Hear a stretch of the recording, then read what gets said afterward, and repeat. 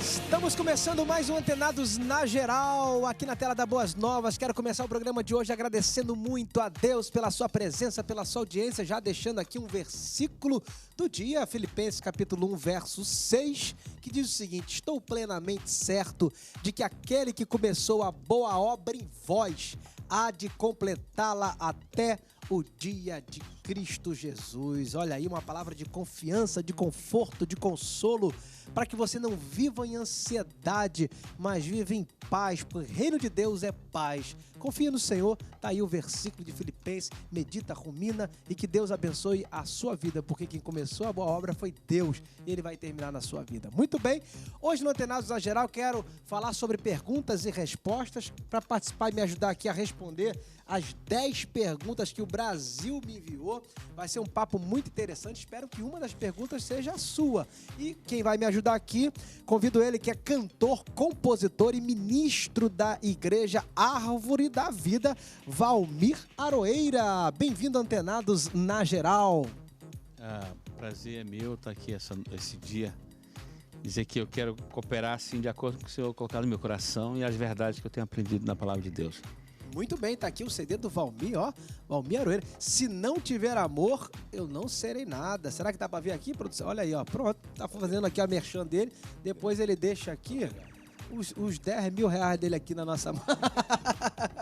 Bacana, né? Parabéns aí pelo trabalho. Para participar também comigo, ele que é bacharel em teologia, pastor da Primeira Igreja Batista em Ramos, Vitor Nascimento. Bem-vindo, Antenados na Geral. Muito obrigado, Pablo. Eu estou muito feliz de estar aqui hoje com vocês. Eu espero ser bênção.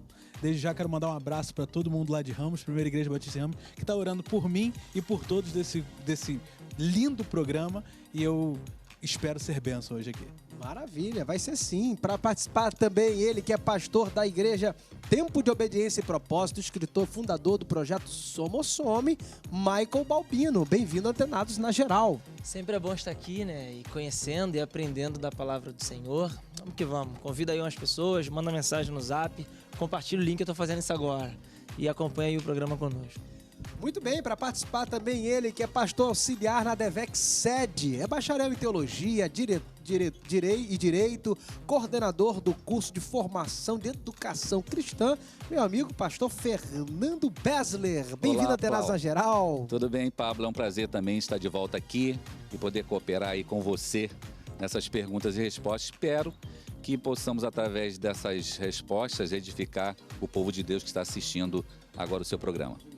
Muito bem, vamos lá então para a primeira pergunta. Você que ainda não participou, pode participar. O telefone durante o programa vai passar aí debaixo da sua telinha. Você pode anotar, mandar para mim perguntas, textos, gravar vídeo no WhatsApp. Pode mandar também, se você quiser, aí sugestões de temas para que possamos abordar. Então vamos lá para a primeira pergunta do dia. Diz o seguinte: é errado perdoar em meu coração mantendo a distância? Ou teria de falar com a pessoa e talvez até mesmo entrar em debate entre certo e errado? Olha aí, como é que a gente pode responder, ajudar aqui nosso ouvinte? Um beijo grande para você que mandou essa pergunta. Está com essa dúvida.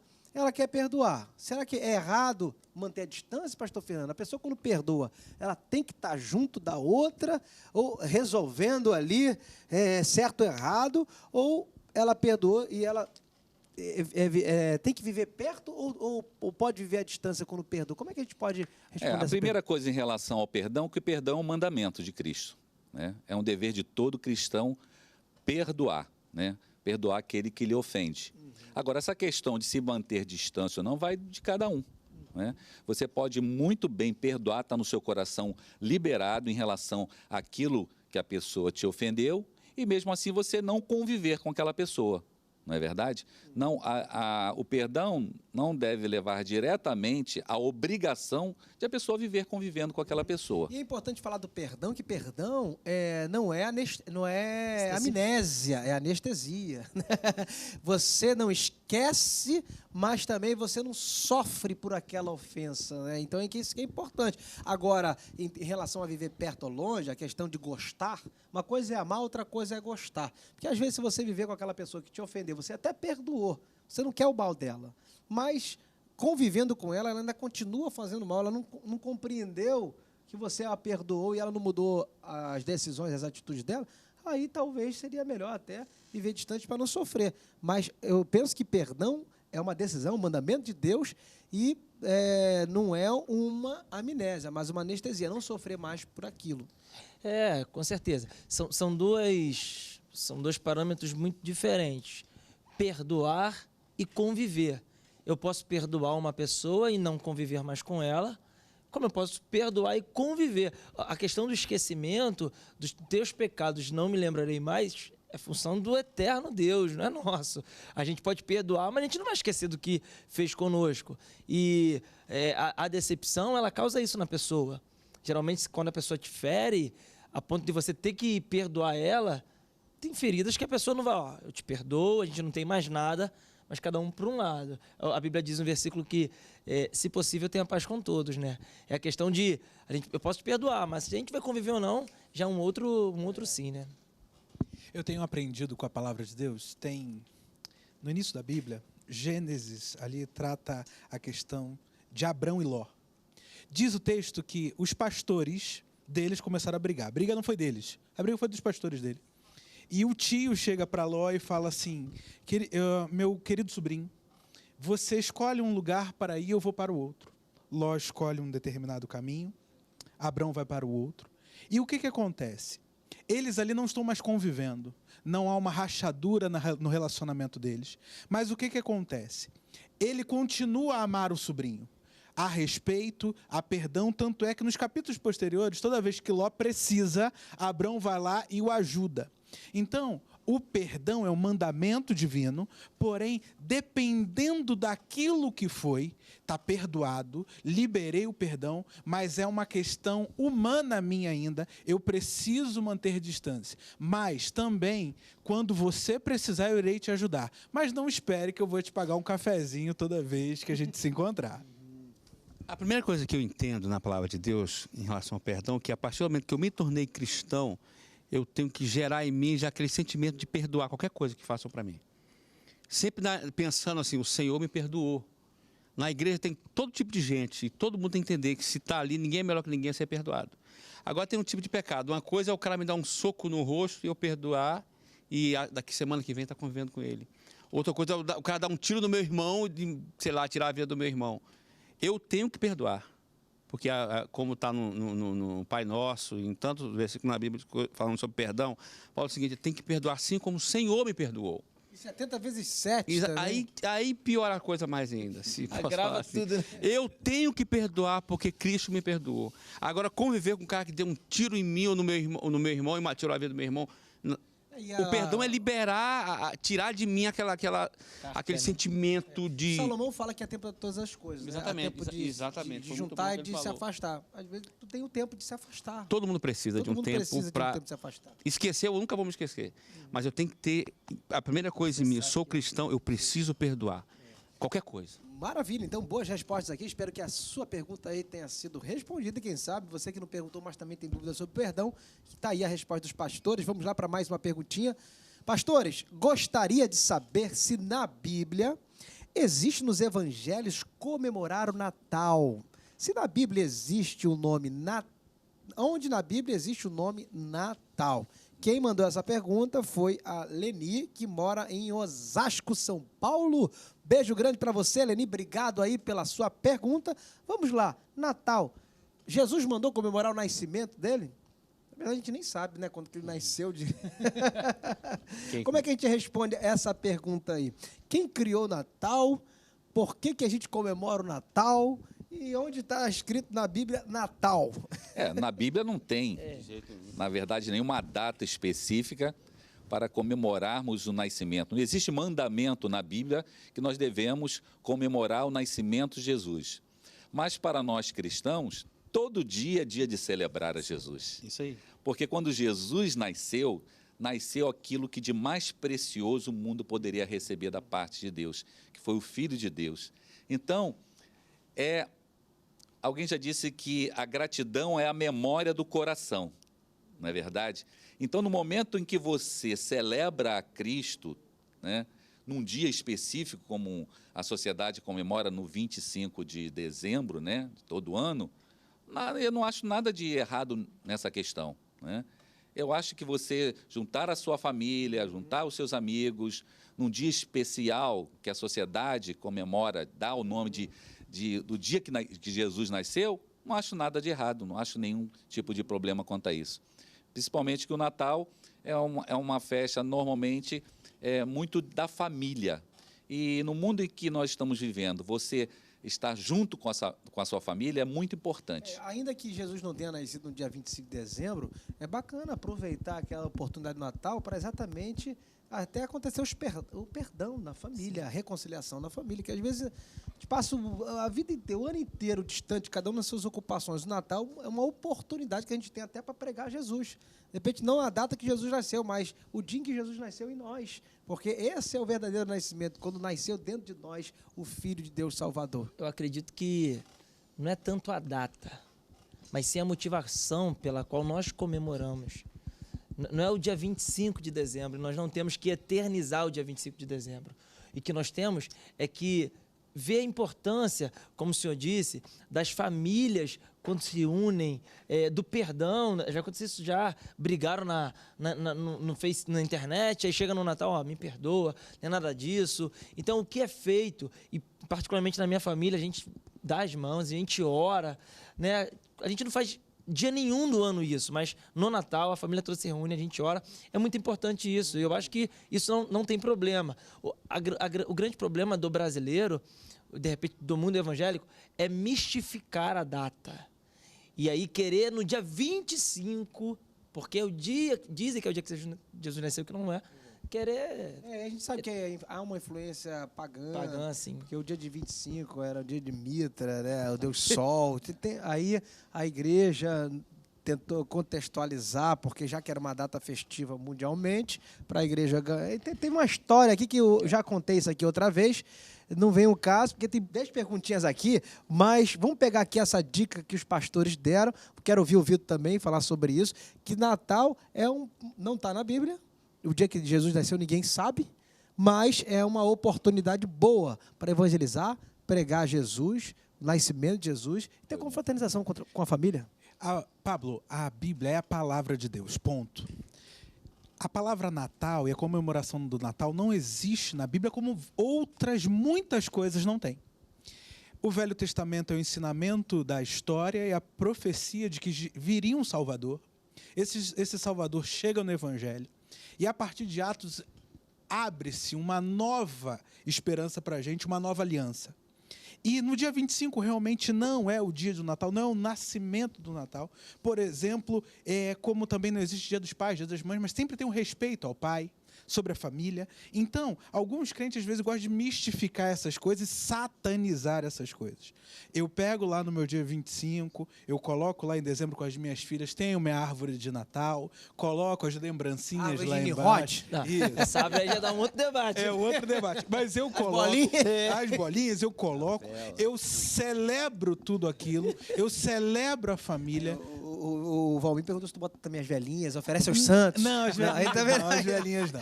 E aí o que acontece? Você veste Papai Noel. Veste Papai Noel. Eu celebro com a minha Ainda família.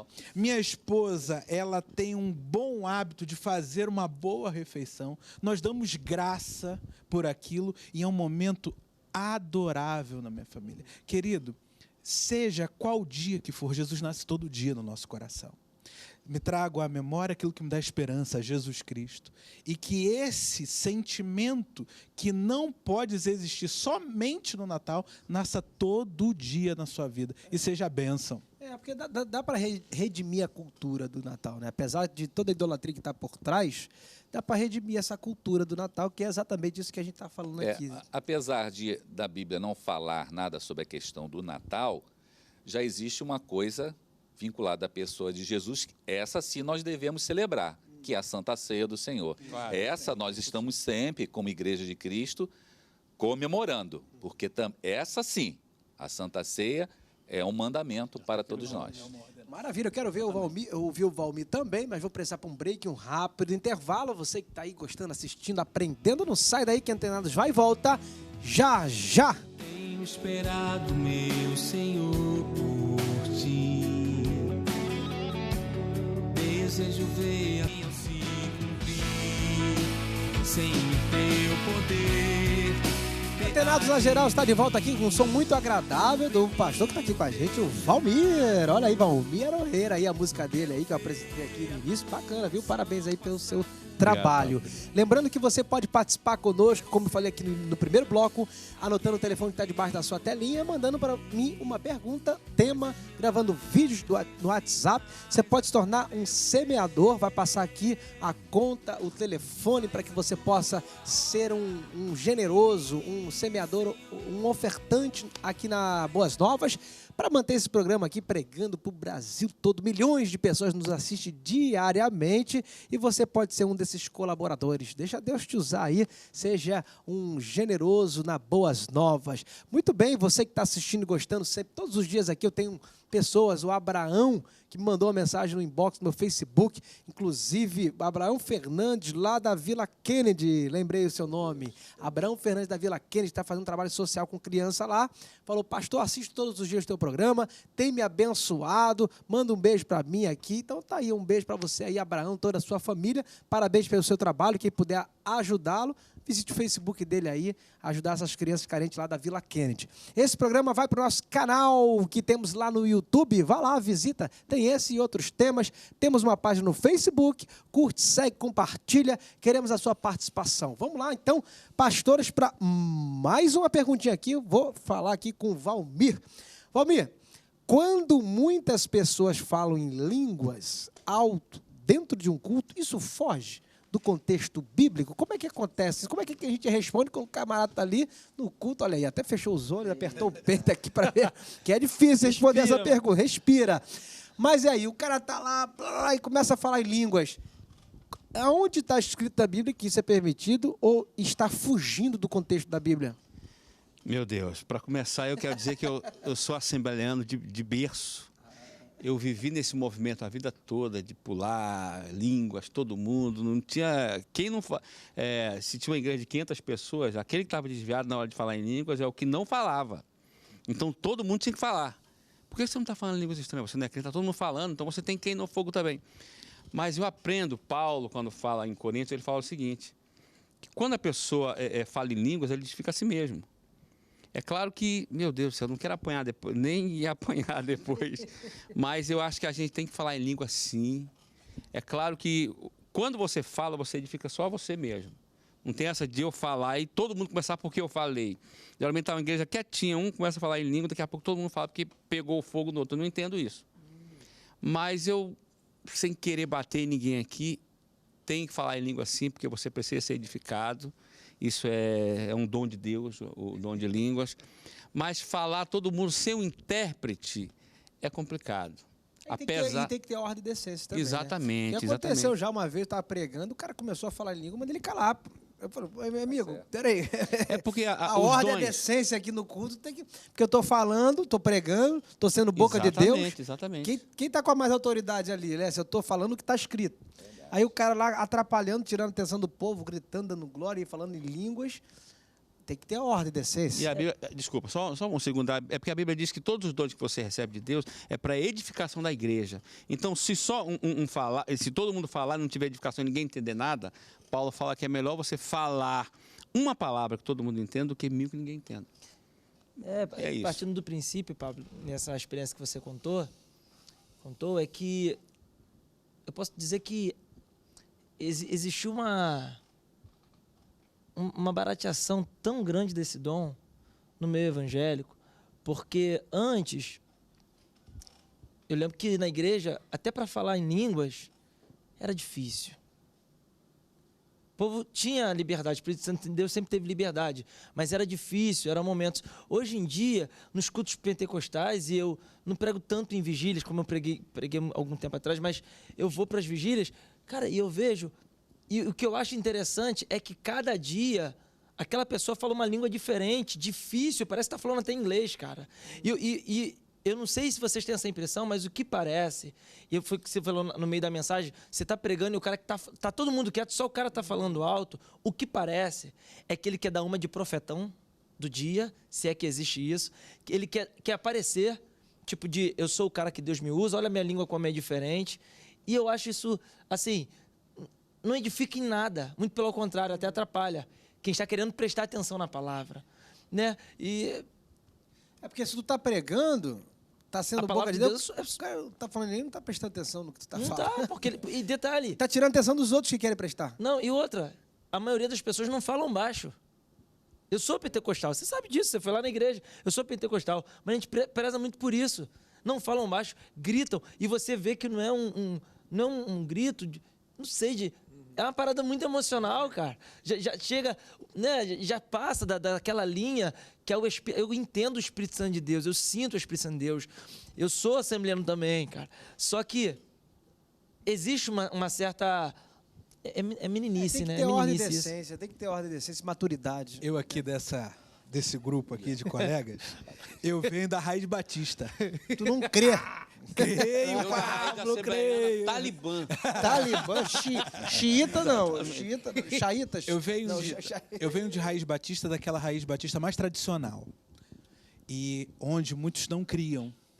Há hoje um entendimento bíblico realmente que o Espírito Santo age. É um dom do Espírito, você não pode rasgar a Bíblia. Claro.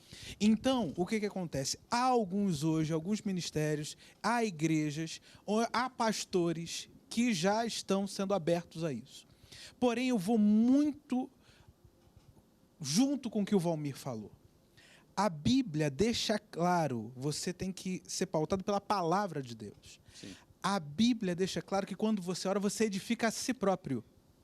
No culto público, quando há aquele variedade de línguas, quando chega um visitante, quando chega uma pessoa que não tem, essa pessoa fica sem entender e Paulo fala, eu prefiro falar 1000 palavras que você, uma que você entenda do que 1000 que você não entenda. Então, dentro do culto público, eu, Vitor, pastor da minha igreja, eu informo que ali não é lugar daquela vazão, daquele tipo de manifestação, naquele momento, porque eu entendo como você. O Espírito é sujeito ao profeta.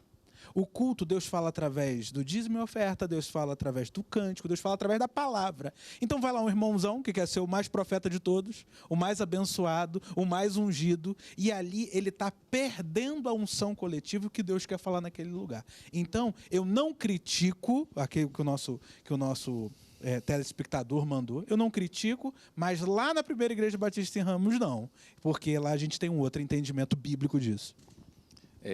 Eu, como a maioria aqui, né, sou pentecostal. Né, eu, quando me converti, a primeira coisa, quando me converti, uma semana depois que eu me converti, eu fui participar de um congresso de jovens da nossa igreja.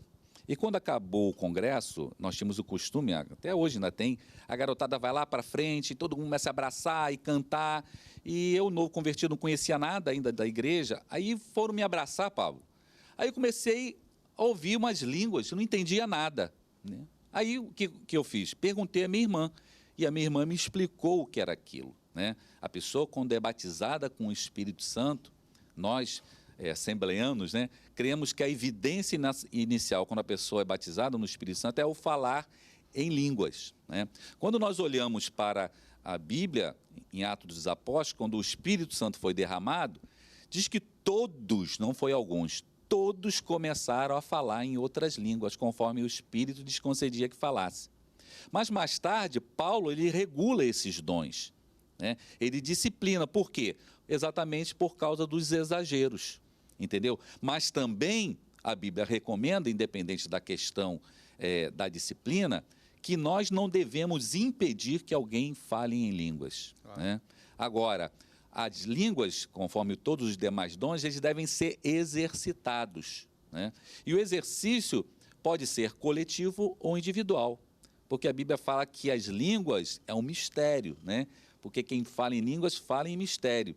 Só Deus, eu acho que é chamado o código secreto do crente, né? Quando você fala em línguas, você não entende, mas o Espírito entende, né? Essa é a minha visão. Muito bem, vamos aqui. Esse aqui é um debate bem bacana sobre falar em línguas estranhas. Eu acho que é um tema pertinente, né? Porque tem muitas pessoas que têm dúvida. Inclusive, esse tema, por exemplo, o batismo com o Espírito Santo. Uma das evidências é a língua. Também, que são perguntas. Não tem problema aí. Tu participou, né? Teve uma pergunta dessa aí. Tava sozinho aí. Os caras tudo arrebentando. Eu lembro. Olha isso aqui, mais um. Ainda bem que eu fico aqui na frente, então eu me livro, né? Me livro desse mal. Vamos para mais uma aqui, mais uma notícia, mais uma pergunta. Qual a diferença entre pastor, apóstolo, bispo? Andréia, de Boa Vista, Roraima. Beijo grande para você, André. Obrigado aí pela sua pergunta. Qual a diferença? Pastor, apóstolo e bispo. Tem diferença? Tudo igual? Como é que a gente pode fazer? Os apóstolos de hoje têm as mesmas credenciais que os apóstolos do colégio apostólico. Pastor, bispo, como é que está na Bíblia, não está na Bíblia? É só função eclesiástica ou existe vocação ministerial para isso? É só para organizar a estrutura da igreja ou tem vocação bíblica para isso? Apóstolo tem, apóstolo não tem? Como é que a gente pode responder aí essa pergunta? Então, eu parto do princípio que eu respeito todos os tipos de consagração. Eu sou assim, eu respeito todos eles. Tanto que na igreja pregou lá um bispo e a esposa dele é uma bispa. Enfim, respeito. E a gente tem que entender a forma da liturgia, mas a forma da administração de cada igreja. Do governo. Né? Do governo, perfeito. Agora, eu vejo hoje em dia a questão que muitos pastores, que as igrejas deles não tinham a questão de bispo, apóstolo, mas como a igreja está crescendo, e aí eles começam meio que se autopromover, assim, para que eu vejo, no fundo, como que se fosse algo para querer demonstrar poder, exercer algo, tipo, eu sou apóstolo agora, que nem eu falei, eu era acostumado a chamar o cara de pastor, o cara era meu amigo, aí eu vi lá que ele botou no Face, apóstolo, aí eu tava no automático aí, pastor, não, pastor não, agora eu sou apóstolo, pô, desculpa. Corrigiu ainda. Desculpa aí, apóstolo. Vai me rebaixar? Tipo assim, então assim, são coisas que, qual a função? Entendeu? Qual a função? Porque se Jesus veio, Jesus... Não era o que serve? Ele veio como servo.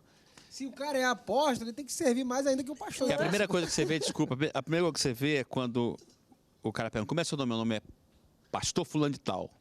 E o próprio Paulo, quando ele começa lá a escrever, ele fala assim, servo do Senhor, depois que ele fala que sou apóstolo. Primeiro servo. Exatamente. E essa coisa do apóstolo, se você vê em Pedro, 1 Pedro, acho que em Atos, em Tito, o pastor e o presbítero, ele é chamado, tem mais ou menos a mesma função. O bispo, ele é como um supervisor. Isso. E o apóstolo é aquele que vai enviado pelo aquele que enviou, no caso o Senhor, no caso aqui.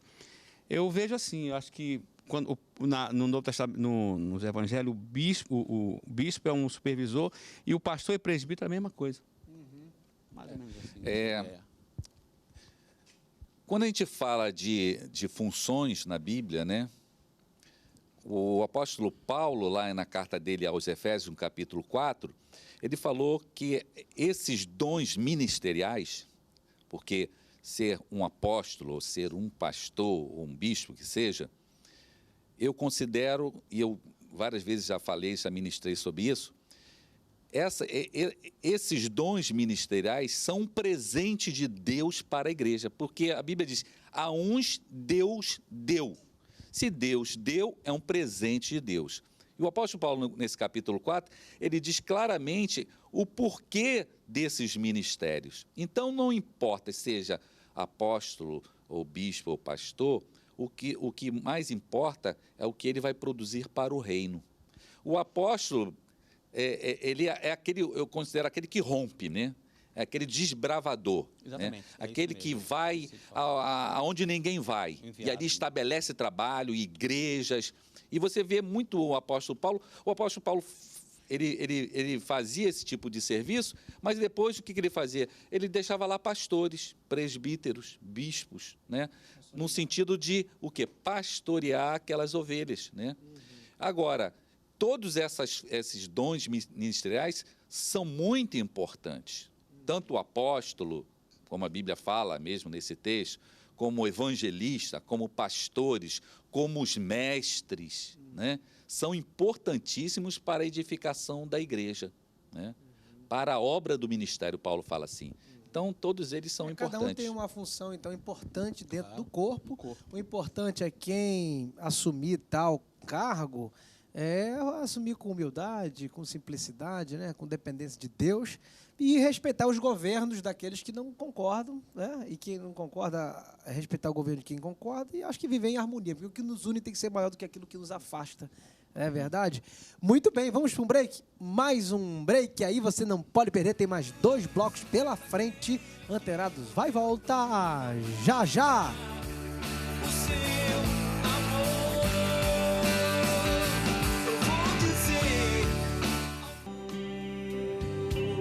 Dependo do teu favor. Estamos de volta com muita alegria aqui, orando pela sua vida, pela sua família, desejando toda sorte de bênção sobre a sua casa, que Deus te abençoe e te guarde, que Ele faça resplandecer seu rosto sobre ti, tenha misericórdia de ti, que te dê a paz nesse dia bonito que o Senhor fez. Aqui no terceiro bloco, né, tem muitas perguntas pela frente. O Vitor não conseguiu responder ainda no último bloco, tivemos que terminar. Mas qual a sua opinião sobre a diferença entre pastor, apóstolo e bispo? No meu entendimento, as cartas pastorais Timóteo e Tito, ele equipara o presbítero e o pastor. A gente trabalha como, como também o reverendo, em algumas traduções já traz assim.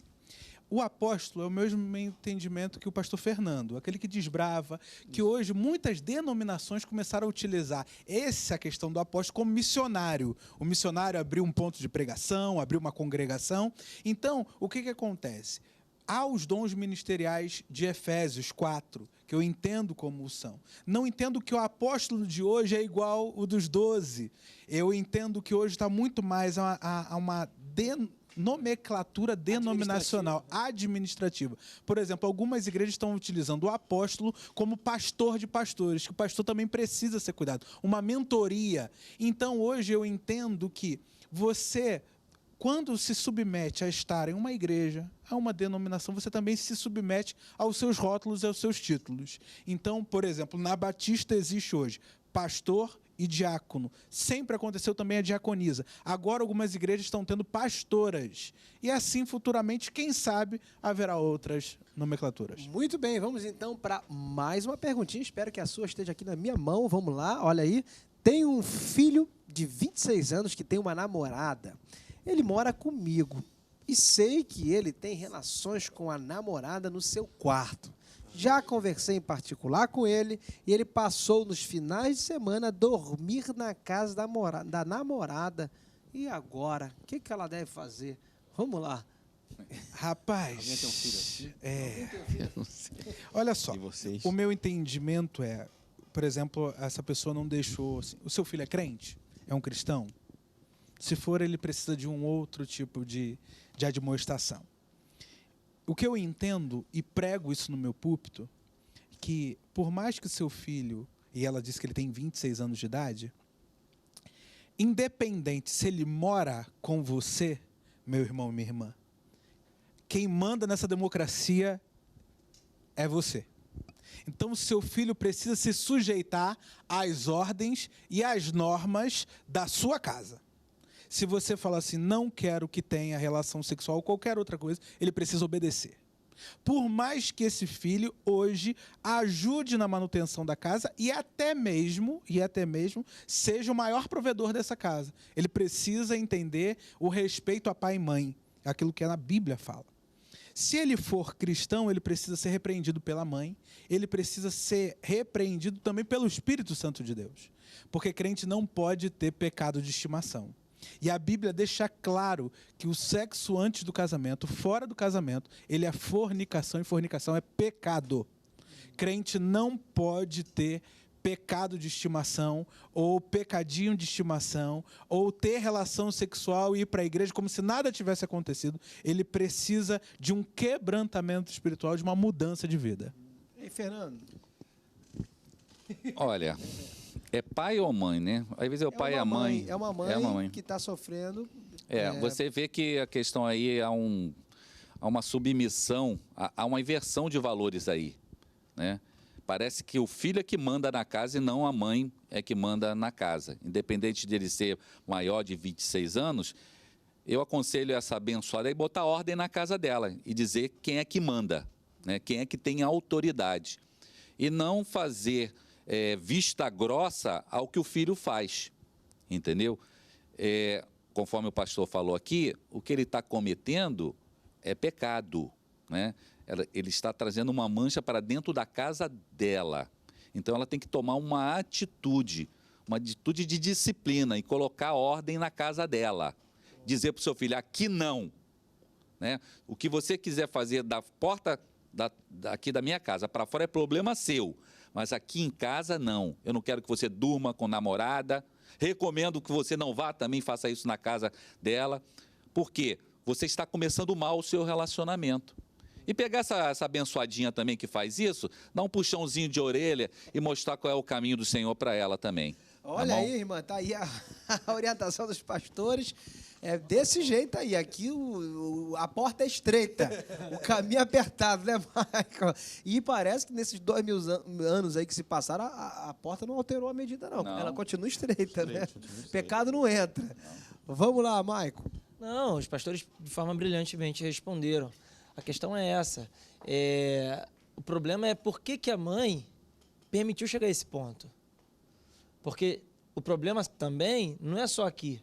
Porque no final de semana ele vai dormir lá. Então é uma liberdade que existe hoje em dia dentro dos lares cristãos. E por que acontece essa liberdade? Foi o que o pastor falou. Se começar a colocar regras e tem medo de perder, não porque meu filho vai sair de casa, não posso expulsar. Não pode ter, você tem que ter aquele pulso firme. Não estou dizendo que você tem que bater no seu filho, não. Mas conversar e acabar com essas linhas que deixam muito frouxo correr. E tem muita gente que...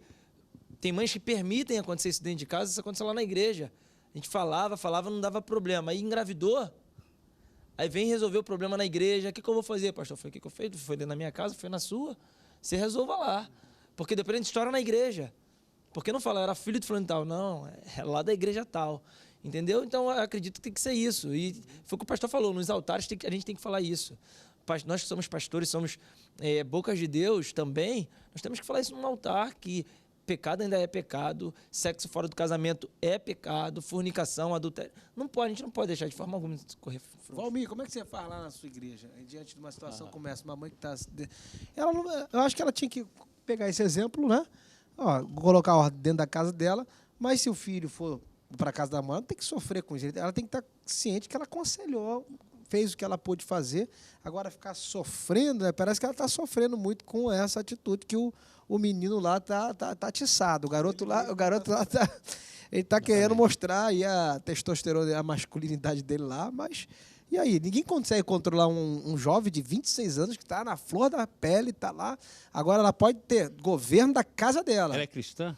Dá a entender que é cristã. Pela orientação, é cristã. Você está incomodado, tudo bem. Eu fui numa festa outro dia de um amigo da minha igreja, da outra igreja, e lá era aniversário do irmão dele. Lá tinha cigarro, pessoal à vontade, tinha uísque e tinha muita cerveja. Aí eu falei, cara, tu não é crente? Sou...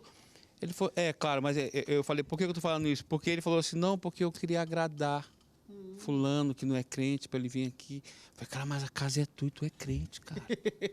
Não, mas sabe como é que é? Ele não ia vir, porque não ia ter o uísque dele, a cerveja dele. Para começar, a casa é minha, como ele falou. E eu ficaria muito triste se eu tivesse um filho e eu não tivesse colocado isso na cabeça dele, a infância, a adolescência toda, a ponto de ele aprender que ele não pode e que eu não posso ajudar o meu filho para o inferno. Meu filho, eu não posso te ajudar a ir para o inferno. E eu tenho que ter amor, sim, eu amo você, mas na minha casa, não. Na minha casa não, em ponto final. E é aquela coisa mesmo, é a inversão de valores. Na minha casa quem manda sou eu, não é você. Como ele falou, o garoto não deve estar nem um pouco preocupado. A preocupação é da mãe. Como é que a mãe é a dona da casa e está preocupada sendo o filho que não?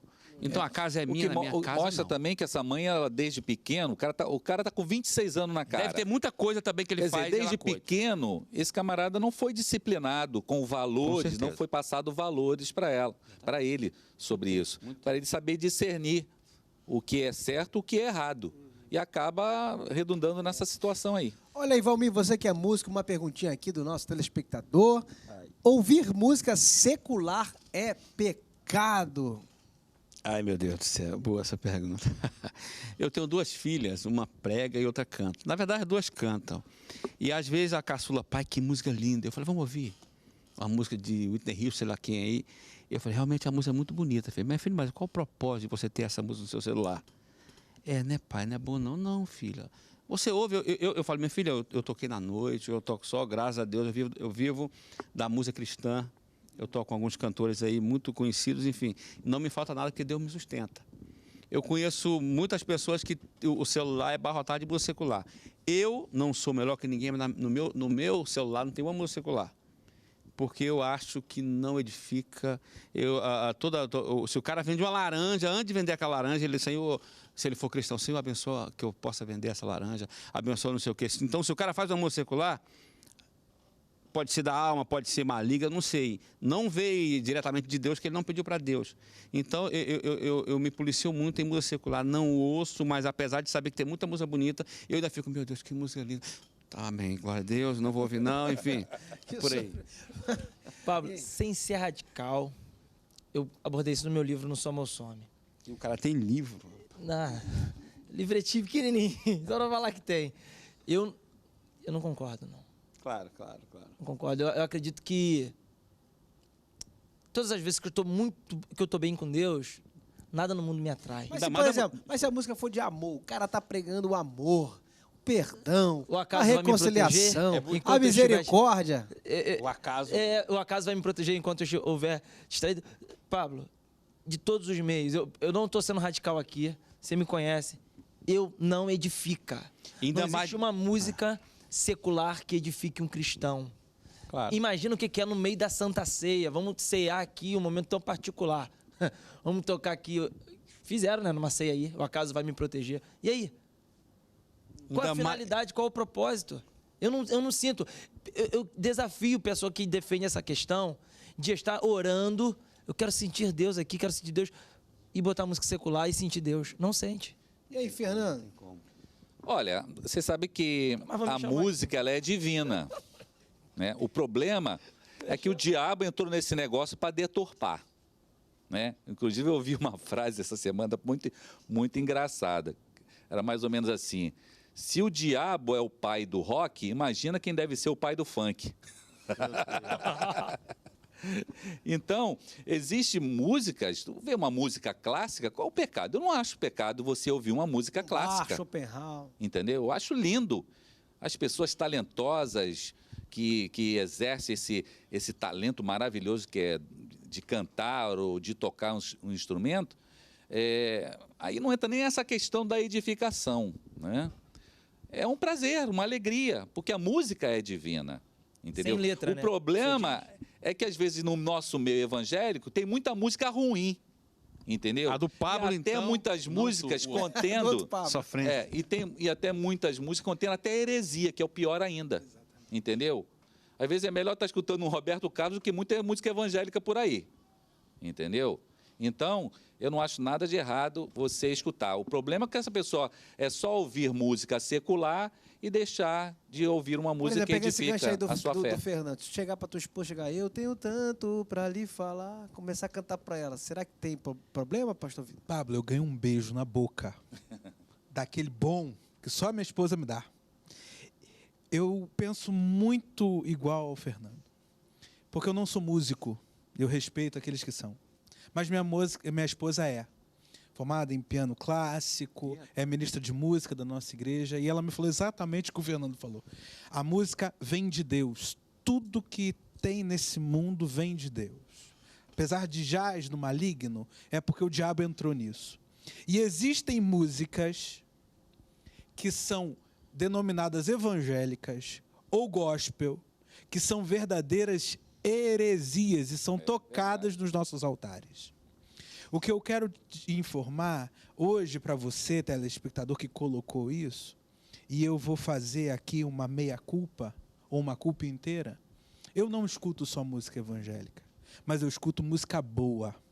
Eu tenho um ouvido, graças a Deus, selecionado, inclusive pela minha esposa, que me ajuda muito. Então, eu não vejo problema, por exemplo, num jantar, em outubro, eu completo 10 anos de casamento, ter uma música romântica entre eu e ela. Isso não vai para uma ceia. Isso é um absurdo. A pessoa que fez isso... É uma máxima, né? Uma pessoa que fez isso, ela perdeu um pouco do seu senso. Mas eu, contudo, não vejo problema nisso. A música ruim, tanto no mundo, como o crente gosta de falar, como a música ruim dentro da igreja, no mundo gospel. E eu não vejo problema nisso, desde que você saiba selecionar. Tá aí, ó, a resposta dos pastores. Para você que enviou essa pergunta sobre ouvir música secular. Vamos para um break, tem mais um bloco. Vamos finalizar aqui com chave de ouro. Você não pode perder aí. Tem mais algumas perguntinhas. Antenados vai e volta já já. O mal vai se levantar, fazer de tudo pra nos parar.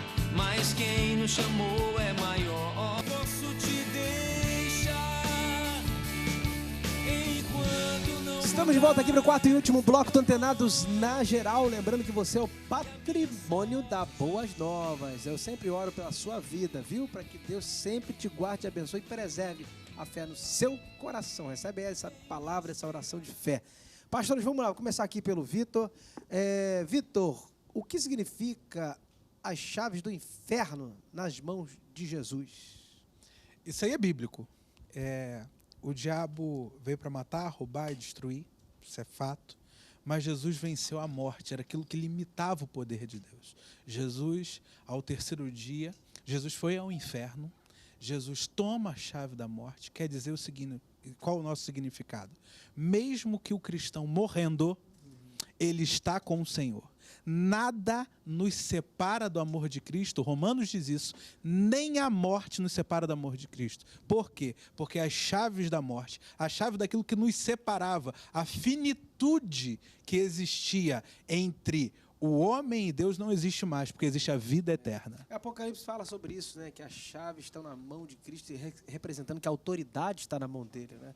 Não é que ele guerreou com Satanás, às vezes o pessoal pensa que o diabo é um adversário de Deus, só que o diabo é criatura de Deus, o poder de Deus, Deus está acima de qualquer... Ele não tem inimigo, na verdade. Tem muita gente lutando contra o diabo. Pastor, essa noite eu passei a noite toda lutando contra o diabo. Falei, que pena, meu irmão, eu fui dormir, porque o diabo já é um anjo derrotado, decaído. É o inimigo derrotado. Não existe guerra mais espiritual contra o diabo. O diabo está derrotado. Nós precisamos vencer a nossa carne todo dia. Mas isso significa a autoridade de Deus ou de Jesus Cristo sobre a morte. Nada nos separa. Pastor Fernando, vamos lá. Quero saber se existe salvação depois da morte. Olha aí. Olha, o escritor aos Hebreus diz que após a morte segue-se o juízo, né? Então, a oportunidade que Deus nos dá é nesta vida, senão a gente vai acreditar em reencarnação, né? Então, Deus nos dá todas as oportunidades para que nós ouçamos o Evangelho e passemos a crer no Evangelho.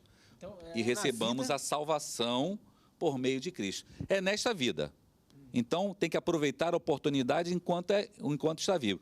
Depois que morreu, meu irmão, aí vai comparecer diante lá do trono branco. Então, para você ser salvo em Deus, precisa essa vida que vai ser a oportunidade. É a oportunidade aqui. É a oportunidade. Para você ser salvo pós-morte. Não vai ter uma salvação depois da morte. Não significa que você, depois da morte, vai poder se arrepender e ser salvo lá. É crer em reencarnação, é crer em purgatório. E graças a Deus a reforma que vai completar 500 anos já derrubou tudo isso. Glória a Deus. Salve Lutero. Vamos lá, Michael Balbino. Gostaria de saber como eu faço para evangelizar uma pessoa agnóstico sem utilizar os princípios da fé. Tá aí uma pergunta. 3 minutinhos. Como é que ele faz? O gnóstico é o que crê, não é isso?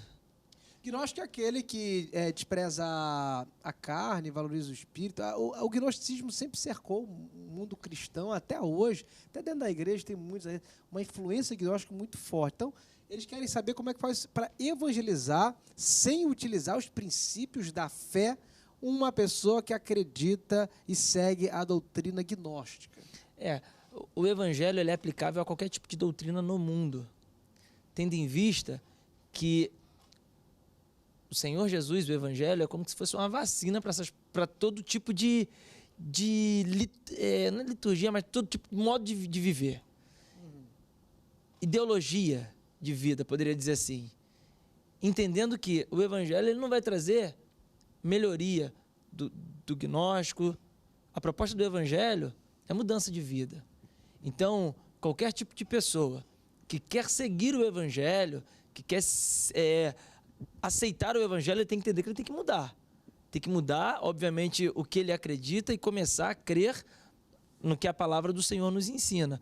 Então, independente de qual seja, o gnóstico ou qualquer outro tipo de ideologia de vida ou tipo de viver, tem que entender isso. Se eu começar a servir o Senhor, eu vou mudar de vida. E assim, como o gnóstico ele acredita que a matéria é má e o espírito é bom, você provar historicamente que Deus existe, que Deus foi encarnado em Cristo, que Jesus é a materialização da palavra de Deus, eu creio que sem fé, carne, né? sem utilizar a fé, porque sem fé é impossível agradar a Deus. E um dos pilares do evangelho é a fé. Então, Sem fé é impossível agradar a Deus. Sem utilizar os princípios da fé, não tem como. Eu acho impossível. E tem que crer na palavra de Deus. Se o gnóstico não crê na palavra de Deus, o que a palavra diz, uma vez eu ouvi o Marco Feliciano falar uma parada aqui. Quem comeu foi Jonas estava no ventre da baleia, tá? Acredito. E se a Bíblia falasse que a baleia estava no ventre de Jonas, você também acreditar, porque é a Bíblia. Você tem que crer no que está escrito. Né? Muito bem, esse programa foi para conta. Obrigado, pastores. Obrigado aí pela presença de vocês. Espero que a sua pergunta tenha sido respondida com excelência. Fica aqui o meu beijo, meu abraço para você que nos assiste todos os dias. Obrigado, Brasil, e até a próxima! Dúvidas cercavam os nossos corações. Tudo que acreditávamos escorria pelas mãos.